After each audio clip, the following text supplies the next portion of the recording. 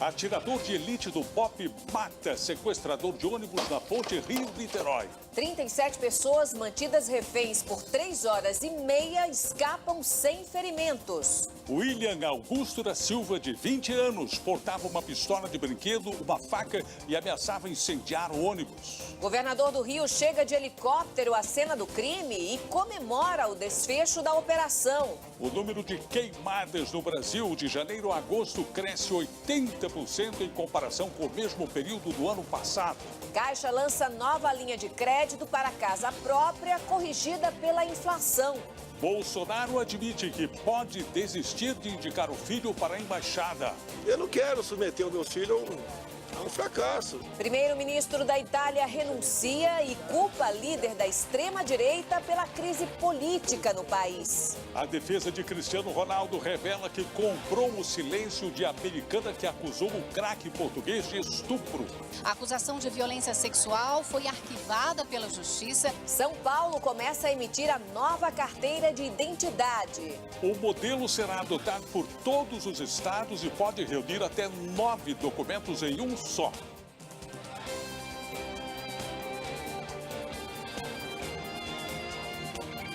Está no ar o SBT Brasil, com Carlos Nascimento e Raquel Sherazade.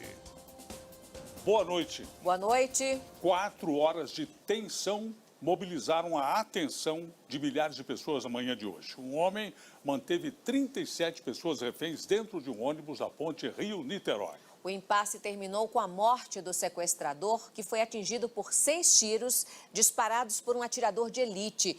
Nenhum refém ficou ferido. William Augusto da Silva, de 20 anos, entrou no ônibus em São Gonçalo, na região metropolitana do Rio. Depois de anunciar o sequestro, ele mandou que o motorista estacionasse o veículo atravessado na ponte. O trânsito foi interrompido nos 2 sentidos. Fotos feitas pelos passageiros mostram o sequestrador pendurando garrafas plásticas com gasolina no ônibus. Ele também tinha um revólver de brinquedo e uma faca. Depois de algum tempo, o sequestrador começou a liberar os reféns. 6 passageiros conseguiram sair. Enquanto negociava, a polícia posicionou os atiradores de elite, conhecidos como snipers. Quase 4 horas depois do início do sequestro, William deixou o ônibus e jogou um casaco para o alto. Ao tentar voltar para o veículo, ele foi atingido por um sniper que disparou pelo menos 6 tiros.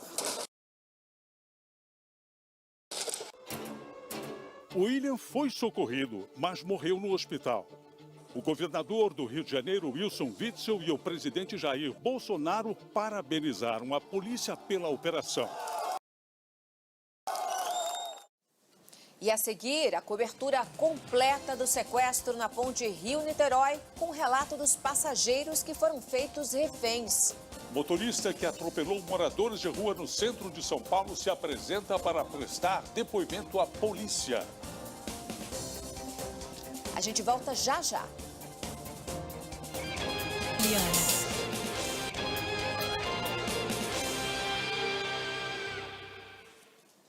O governador do Rio de Janeiro, Wilson Witzel, e o presidente Jair Bolsonaro elogiaram a atuação da Polícia Militar durante o sequestro do ônibus hoje na ponte Rio-Niterói. Um atirador de elite do BOPE disparou pelo menos 6 vezes e matou o sequestrador depois de quase 4 horas de negociação. 36 passageiros e o motorista do coletivo não se feriram.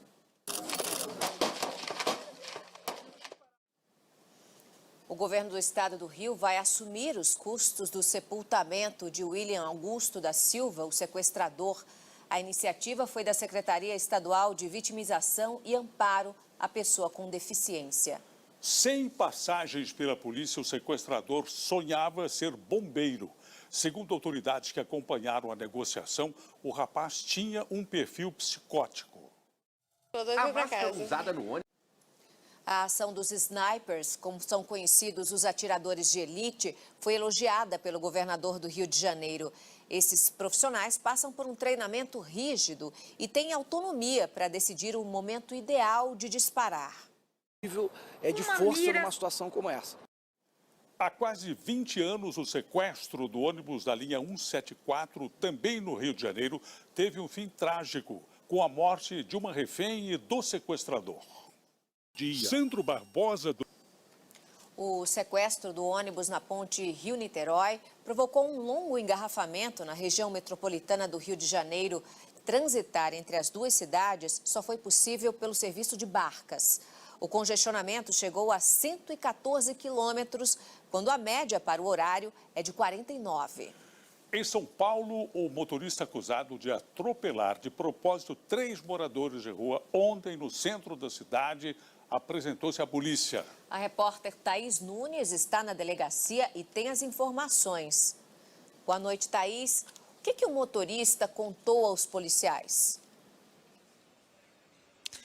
Boa noite, Raquel. Boa noite a todos. O motorista, que tem 27 anos, chegou aqui na delegacia no início da tarde. O depoimento dele durou 5 horas. Eu conversei com o delegado responsável pelo caso, que o ouviu antes que ele saísse daqui cobrindo o rosto. E o delegado me contou que, em depoimento, ele alegou que o atropelamento foi acidental e que ele e os amigos saíram do local porque estavam com medo de serem espancados.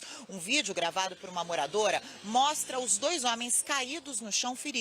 Os 2 permanecem internados, um deles em estado grave. A polícia já sabe que houve uma briga antes do atropelamento. O que os investigadores querem saber agora é se o atropelamento foi de fato acidental ou se eles usaram o carro como uma arma para ferir os moradores de rua.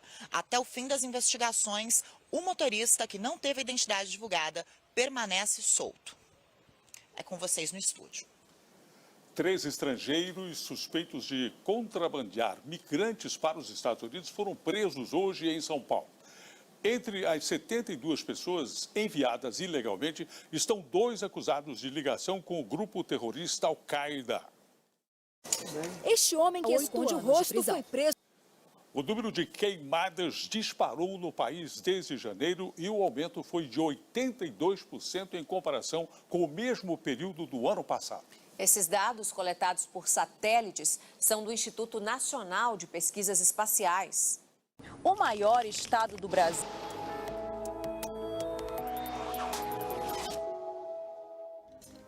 A frente fria avança em direção ao Espírito Santo. Já no interior de São Paulo, o tempo volta a ficar firme. Os tempos úmidos que sopram do mar mantêm o tempo nublado e com chuva fraca desde o leste do Paraná até o Rio de Janeiro. No Espírito Santo, a frente fria provoca chuva forte. Em Vitória, faz 26 graus. No Rio, a chuva perde força e também faz 26. Em Manaus, pancadas e 25 graus. Sol com 30 graus em Brasília. Em São Paulo, o tempo nublado predomina com chuva fraca. O dia começa com 13 graus e à tarde faz 19.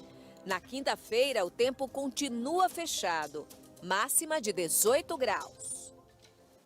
O presidente Jair Bolsonaro admitiu que pode desistir da indicação do filho, Eduardo, para o cargo de embaixador do Brasil nos Estados Unidos. A medida provisória que transfere o COAF para o Banco Central, assinada por Bolsonaro, foi publicada hoje. Eu continuo confiante e esperançoso. A Justiça Eleitoral condenou o ex-prefeito de São Paulo e candidato do PT à presidência do ano passado, Fernando Haddad, por crime de Caixa 2.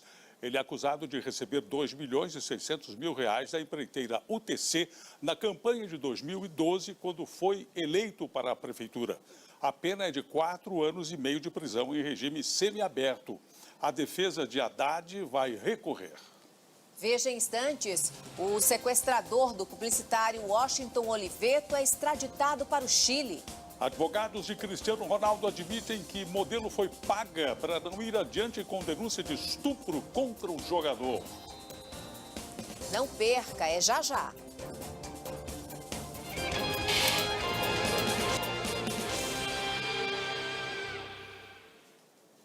O estado de São Paulo começou a emitir hoje a nova carteira de identidade. Esse modelo, que deverá ser adotado por todos os estados até março do ano que vem, poderá reunir dados de até 9 documentos. Bom, nós estávamos falando aí da renúncia do primeiro-ministro da Itália. Daqui a pouquinho a gente mostra essa matéria.